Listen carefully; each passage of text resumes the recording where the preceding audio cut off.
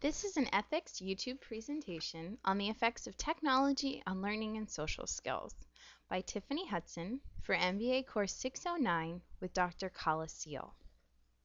The world today has changed. Technology is no longer an option, it's a necessity. An American child can't get through elementary school without the introduction and/or use of technology. It's a facility for leisure, fun, learning, and even socializing. If you don't have a cell phone, you're a rarity. Even today's grandparent has cell phones. And parents are learning to communicate with their children through text message. There are so many different things that keep these kids stimulated that there's a constant stimulation and multiprocessing going on. They use so many different things. A few of those are Facebook, MySpace, and Twitter. They use these to share pictures, moods, and even messages. They have handheld video games, and kids as young as 5 carry cell phones. They have the opportunity to interact and vote for their favorite TV contestants using their cell phone. They chat online about their favorite celebs. With so many different facets to communicate, the youth are constantly stimulated and multiprocessing from a young age.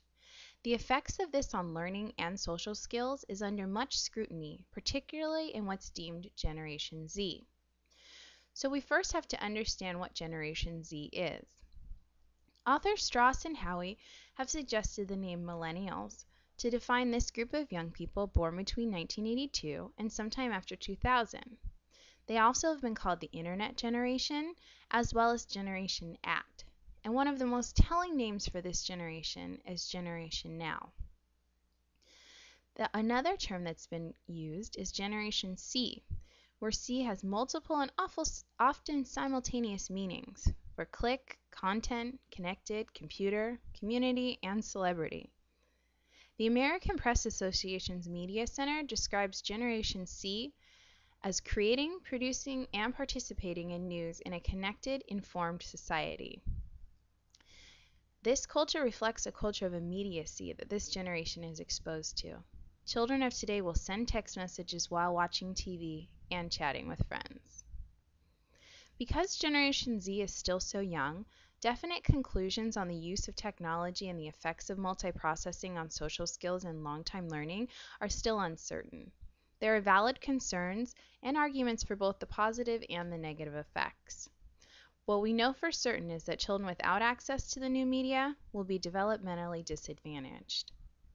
So let's first talk about the positive repercussions.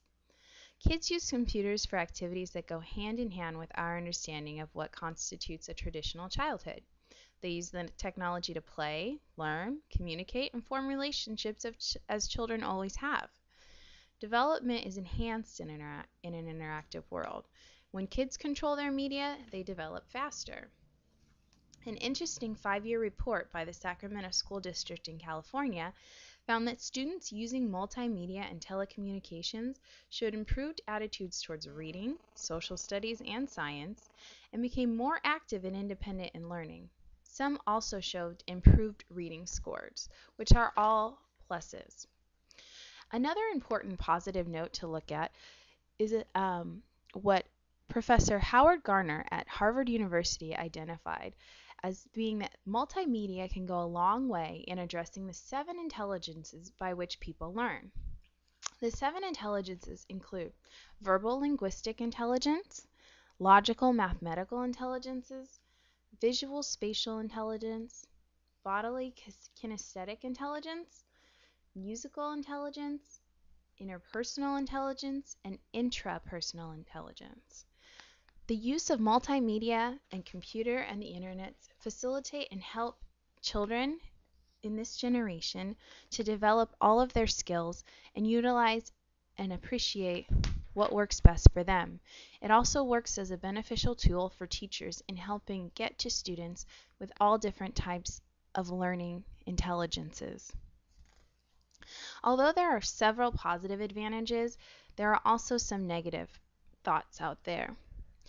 Generation Z children are exposed to an environment that is heavy on stimuli and weaker in interpersonal relationships. Children are growing up with a deficiency in the ability to communicate face to face. Another issue to address is that children can become enthralled with their new worlds at the expense of other healthy activities, such as homework. Children are focused on technology and games and communicating instead of playing outside and experiencing outdoor activities.